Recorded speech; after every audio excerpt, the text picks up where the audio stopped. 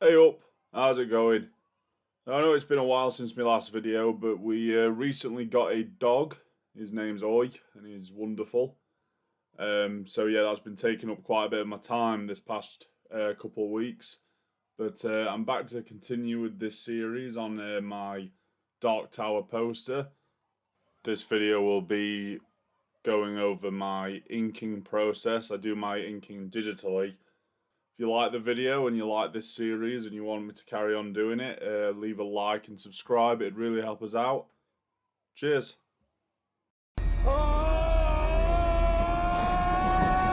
So as we start out here, what I've got now is I've pulled my sketch up onto Photoshop, which is the application that I primarily use when I'm doing my lining and colouring.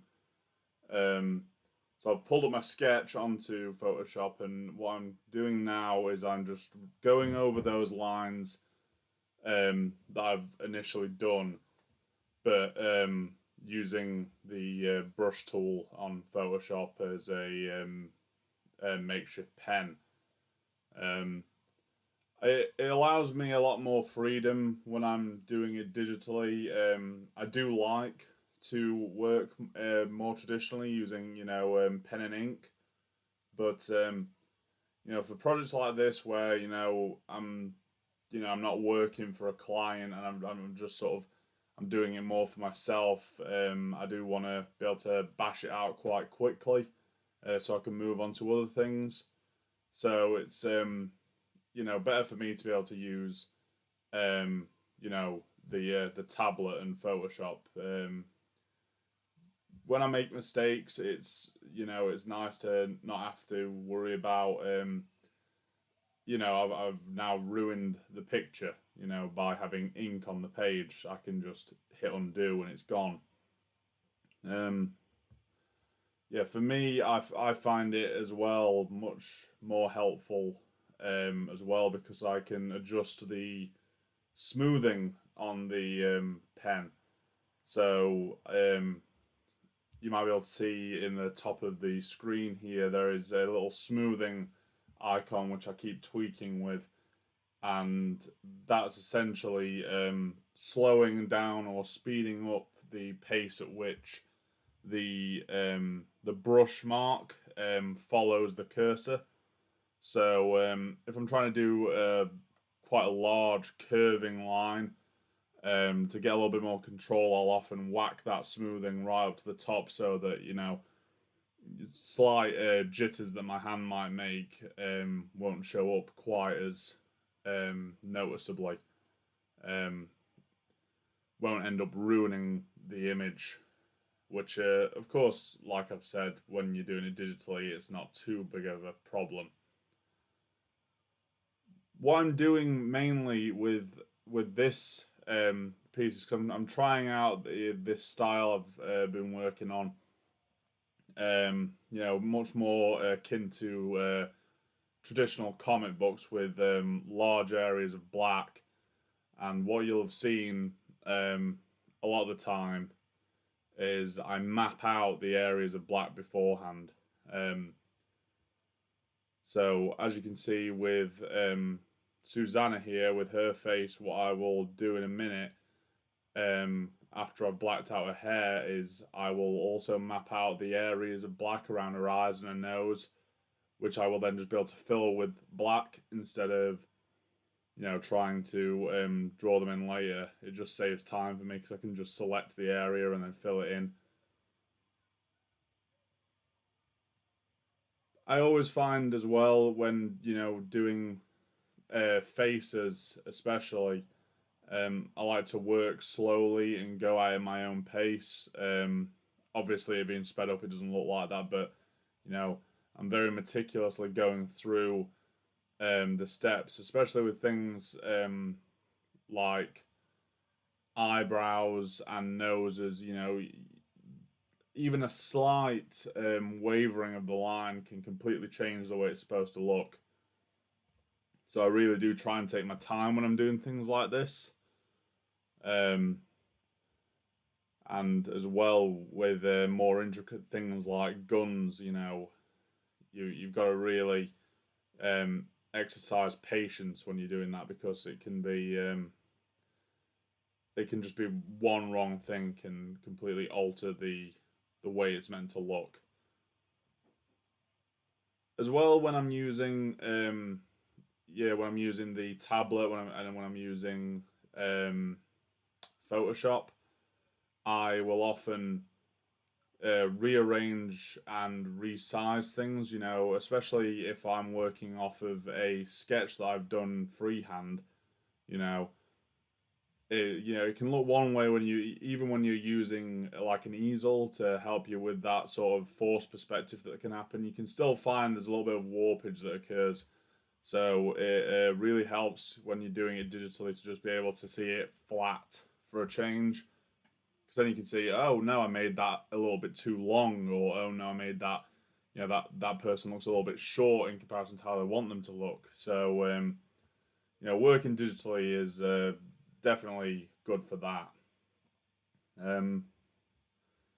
As well, when you're doing something like this where you want these large areas of black, for that sort of harsh shadow, it can be quite daunting trying to map those out, because it's such a bold thing to do initially, and that's what I love so much about digital illustration, is that for instance, if I didn't like the way this turned out, I could just hit Control Z a few times, it'd be gone, and try again. But it's it's something that I'm trying to work on when illustrating traditionally, is I'm trying to work on my control of the pen, just so I can neaten up my work on the fly without having to think, oh no, that's ruined, I'm gonna have to take it onto the laptop and fix that. And another thing with with a piece of work like this, especially, when you're working your way through and you're trying to create a what would you call it, like an ensemble sort of picture, like you've got multiple characters, um, you know obviously they're not all in the same place. They're like it's like with a movie, a movie poster. You've got all the characters there, but they were all those photos were all taken separately. So it's quite liberating in a way to not have to follow the same directional lighting for every single character.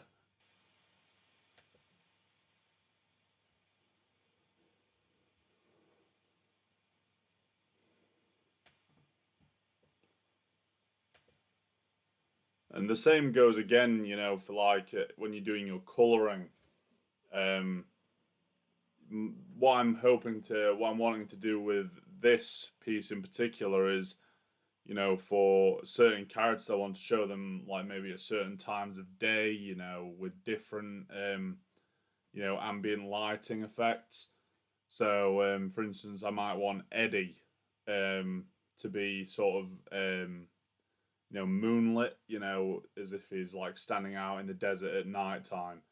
But I might want to show Roland in broad daylight. It's doing these kinds of like I said, these ensemble posters is very liberating in that sense. And now I'm coming to a part where I struggled quite a bit, with and I found myself going back to it a few times. When you're doing sort of a downcast face and you're using this style, um, I found that I was sort of struggling with the way his eyes were looking, so bathed in this rich black shadow. So I don't know if I'll keep it in the video. I'll probably edit it out for time's sake because it's already going to be quite a long video. But um, yeah, I found myself constantly working on these eyes. Just trying out different things. Like, oh, I don't know if that works. I don't know if this works. Um, oh, does that make him look too old? Does that make him too young? It's trial and error, really. And on the subject of lighting sources, with Roland here, you've got obviously you've got the natural lighting from the sun or whatever, but you've also got the lighting his from his revolver, which is going off the muzzle flashes, obviously casting a pretty harsh light, which in turn casts a pretty harsh shadow. So um, there's going to be quite a lot of areas of large black to highlight that, and that's one reason why I do like this this style of shading. It's because you've got a lot more freedom with it. Either you're not restricted by the sort of traditional blending of shading. You can just whack it in there, and it says everything it needs to say. I often find myself, I'll spend ages on a piece, trying to like do different things with it. Like for instance, now I'm trying to employ a cigarette in Roland's mouth, and it's I keep taking a step back and looking in. I'm like, oh no, that's just not working. Oh no,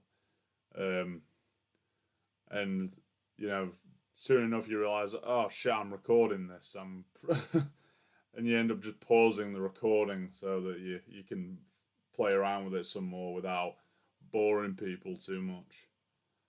But in the end, I went for no cigarette. He does chain smoke when he can in the books, but it just seemed weird to have him with a fag drooping out of his gob when he's in the middle of a shootout.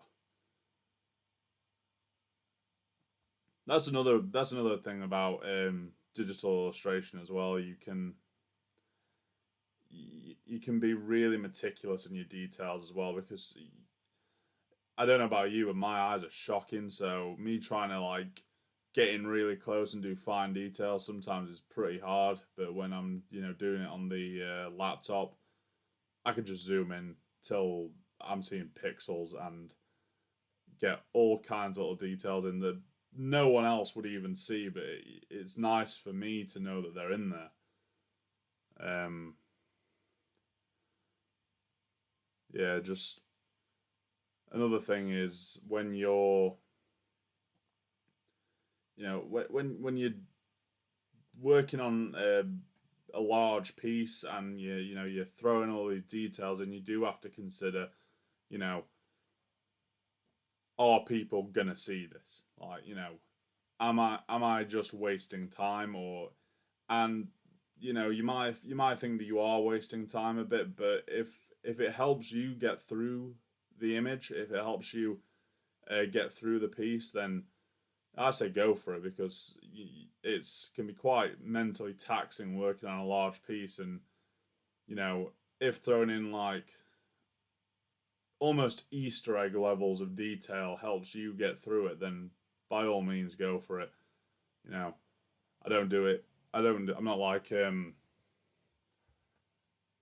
know some artists who they can spend hours and hours and hours just drawing street signs and telephone wires, and it's incredible to watch them work. But I'm in no means saying that. I'm in no way saying that I'm doing it to that extent. But I do find myself quite often just going back and just, oh, I'll add this in. Oh, I'll add this in. And that's again why I enjoy working digitally so much. It allows me to do that. If halfway through I decide, oh, I want there to be a rip in his jacket, you know, I want there to be another tear here, or I want um, there to be a little bit of hair flying out to the back. I haven't already blocked that area out with ink. I can just rub it out like it was never there.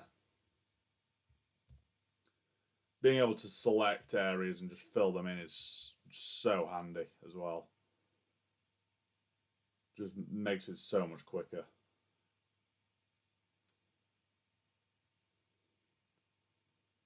I think as well when you're, when you're working your way through a large piece that you, especially one that was on the fly, you do tend to just get caught up in the moment, and you really do want to just run away with it. When it comes to trying out new things, and sometimes those things aren't going to work. Sometimes you're going to have to say, no, I need to take a step back and rethink about that. And doing it digitally gives you the freedom to do that. You can just say, oh no, I made a mistake there.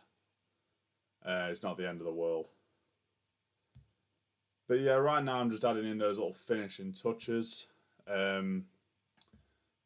Working my way up to the next stage, which will be the colouring,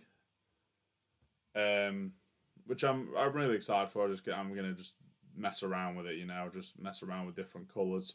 I'll probably make a video on that as well, but maybe not such a long one. Maybe I'll just show off a few little neat things that I'm working on or think might be interesting. Right, well, I think that about does it for this video. Again, if you like the video and you like the series, leave a like and subscribe if you haven't already. It really does help us out. I think that is all the time we've got for today. So, right, in a bit.